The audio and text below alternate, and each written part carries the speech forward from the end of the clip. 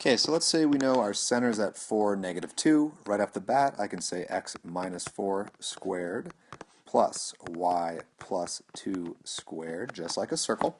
The only difference now is I need to divide by some stuff, and that will all be equal to 1.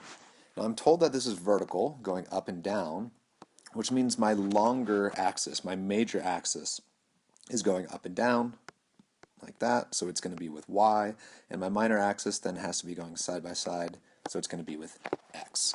So if the major axis has a length of 10, that means 2a equals 10, which means a equals 5. So underneath my y expression, I need a 5 squared.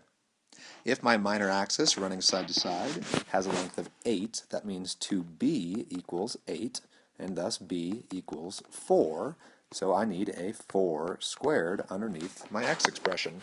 Looking at the equation, I can tell that this ellipse is going up and down since the number underneath the y is larger than the number underneath the x. And that's pretty much it. Now if I wanted to graph this, I could do that pretty quickly. I could look at x minus 4 and say that's going to give me a 1, 2, 3, positive 4x value for the center. I could look at the y plus 2 and see that that's going to give me a negative 2y value for the center. So I've got my center. I can see that 4 squared underneath the x telling me 1, 2, 3, 4 to the right, and I can plot a point, and 1, 2, 3, 4 to the left, and I can plot a point. And I can see that 5 underneath the y telling me go up 1, 2, 3, 4, 5, and plot a point, and go down 1, 2, 3. Need a little more space here.